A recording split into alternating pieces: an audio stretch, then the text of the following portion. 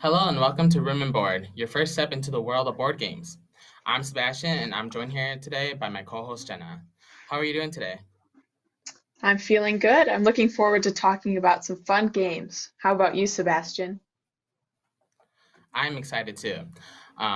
So we've got some great games to talk about today. We'll be looking at some fun party games that are quick to learn and are sure to liven up your next gathering. Without any further ado, let's look at our first game. Here are the board basics. All right, our first game today is Deception, Murder in Hong Kong, designed by Toby Ho and published by Grey Fox Games. In Deception, 4 to 12 players take on the roles of detectives investigating a murder in Hong Kong. One player will take on the role of the forensic scientist, providing the clues to the detective about how the murder occurred. But there's a twist. The murderer is hiding amidst the detectives.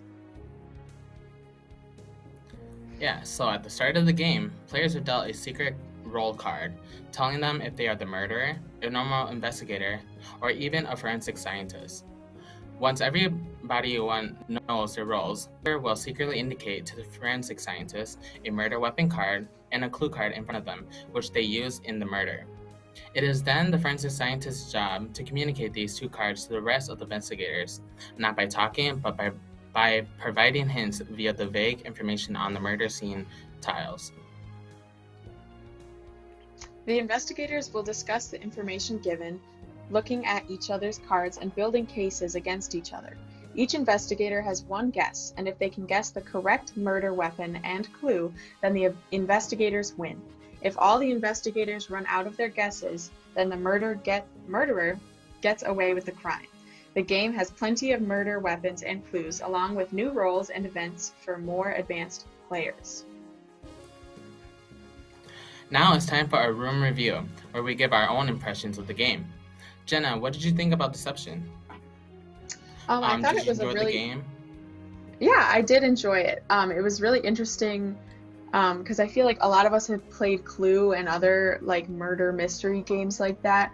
But I thought it was a different take on it because you get to look at the other people's clues and the murder weapons and things like that. And so you have to think about it more strategically than in a game like Clue. Yeah, I agree. When we were playing, I loved how we could see each other's stuff, and it made it more tension driven. Like you were Yep, accusing me, I was accusing you. But, yeah, yeah. how did you We had interact some with the other beef. players? Yeah, Um, big beef. we had beef. No, it was pretty good. It was interesting having one of our friends play as the forensic scientist, so they kind of got to control what clues were taken away. It was random what was added and what else we could figure out, but it was just interesting. And yeah, there was a little tension. We might not be friends after this. I'm just kidding. It was super fun to play with everybody, and it was a good game. I would play it again for sure. Yeah, me too. All right. With that, it's time to move on to our next game. Here's the board basics for Tsuro. So Tsuro is an elegant but often hilarious board game designed by Tom McCurry and published by Cantaloupe Games. Tsuro sees 2 to 8 players compete in a last man standing battle, swooping around the board game trying to eliminate each other. Players each choose a dragon pawn that they place on the edge of the board, then draw 3 tiles from the deck. On your turn, you'll place a tile in front of your dragon, which will move your dragon in some way based on the swooping line. The line then connects your dragon to other tiles. When you play your tile, other dragons may end up moving as well, sending them in unexpected directions. Also, your line may connect to pre-existing tiles, turning your dragon's quick jaunt into an untold odyssey towards hope or even doom. After you play your tile, you'll draw from the tile deck to replace it, and then it's the next player's turn. A player gets eliminated when a dragon gets sent off the board, or even 2 dragons collide. Both players are eliminated.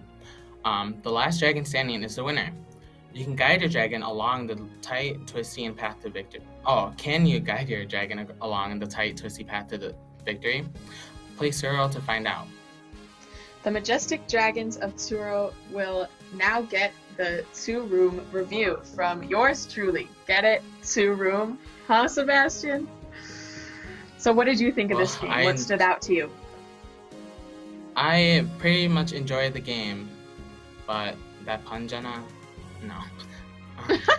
Ouch. The game was pretty fun. It went pretty quick, and it was pretty fun that you didn't know where each player was going. So, are you heading to doom? Heading to victory? It was probably also pretty amusing to watch me fail every round we played. I just died almost immediately. So. Hey, I tried to help you with that, but yeah, other players wanted to target you. Yeah, really unfair. So all these games are making us have beef. No, just kidding. How did you interact with other players in the game? Games.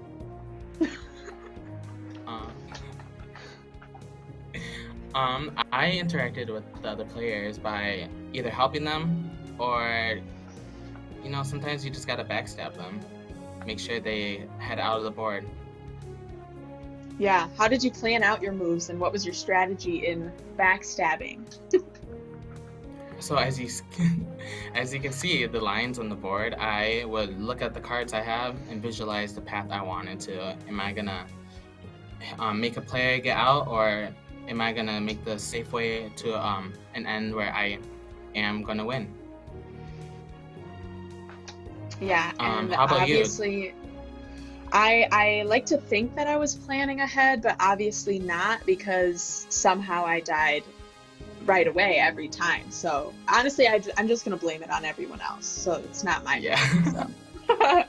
But yeah, really fun game overall. I would definitely play it again and hopefully get better at it. Yeah, I would too. Awesome. I enjoyed that game very much. Thankfully, our next game doesn't have a sense of humor. Let's hear the board basics of Gloom. Gloom is a uniquely dreary card game about storytelling and sadness, designed by Keith Baker and published by Atlas Games. The most striking thing about Gloom is its use of clear plastic cards, which stack on top of each other to cover up certain score values and tell an ongoing story for the characters in the game. 2 of 4 players will take charge of a faltering family just desperate for despair. Your goal is to play modifier cards on your family representing the terrible things that happen to them, then enact their untimely demise while they're at their lowest. On your turn, you get 2 plays, with which you can play negative modifier cards on your family or even positive on other players' families. There's also untimely death cards, which you play on family members to lock in the points on your characters, as only dead characters count towards your score. Remember, in Gloom, you're trying to get the lowest score possible, like a much more depressing version of golf. There are also event cards, which you can play to do a unique action, then discard. Once you've made your 2 plays, you draw back up to your hand limit, which is usually 5. The game ends immediately when one player's entire family has died off. The winner is the person with the lowest score among their dead characters. Well, this has kind of put a bit of a damper on things, but I promise we'll try and lighten the mood with our room review of Gloom. Jenna, how did playing Gloom make you feel? It was really fun. I thought it was a fun kind of strategy game with a different take of like the fact that it kind of builds a story and you have to work hard to all the cards also have on the bottom, some of them have like, if you use this card, it does this to you, or you have to draw 1 less card or that kind of thing. So you have to think about what cards you're going to play, even if it's supposed to help your characters, it might not help you on your next turn, that kind of thing. So it was really interesting to play, and I enjoyed it. It was fun also to hear everyone build their story and the doom and demise of everybody else. Yeah. So how did you interact with other players? For this game, most of the beef was with John May. All of us wanted to target his family, and especially one of his characters was it the clown, I think. Yeah, I We were think all so. trying to get him into the positive numbers. So John May probably wasn't having that fun of a time, but I sure was. Um, so like, what stood out with the game? What was that? What part of the game stood out to you? I think the clear cards, like we kind of said already, I thought that was really interesting, and it was cool to stack it all and add and subtract and that kind of thing. Yeah, I agree with that. While I'm sad to say that our show is drawing to a close, I think we can fit one more game in. Sebastian, you want to start out with our final board basics? Sure thing. Our final game today is Santorini, a family-friendly strategy game that best suited for 2 players. Designed by Gordon Hamilton and published by Roxley, in the game, players take on the role of competing gods, commanding their workers to build and climb in their honor. To start the game, each player will place their 2 workers on the 5x5 grid that makes up the board. On your turn, you can move one of your workers to any adjacent place, including diagonals. Then you build on any adjacent place, placing a building block to create a new building or adding a block onto an existing building. When you move your worker, you can go up exactly 1 level, climbing onto a building. You win the game by moving one of your workers to the top of a 3-level building. However, if someone builds on a pre-existing 3-level building, they place a dome on that building, preventing any workers from standing on it and possibly blocking their opponent from victory. Santorini is a fun game in its basic form, but it gets even more interesting when you add the 40 God power cards, which give each player a unique power that breaks the game, giving you better builds, additional movement, or even an alternative win condition. It makes for a fun, interesting puzzle and plenty of replayability. Time to put this mythology-inspired strategy game through the room review. Sebastian, how did you do at Santorini? Actually, you don't even have to say, because I know that I crushed. You lost every time. Yes.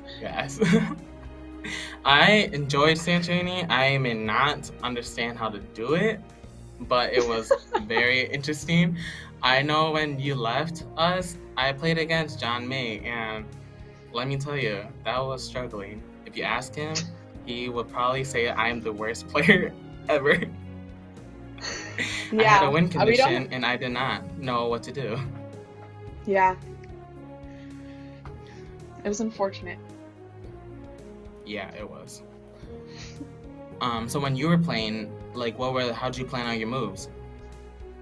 I was thinking ahead a lot and thinking about where you could move to make my life harder, and I was trying to prevent that. So maybe that's what you could do next time. Yes, I got to play with you more to learn how to, because obviously you're the master now. Yep. So, like, how did you interact with me? Like, are we still beefing?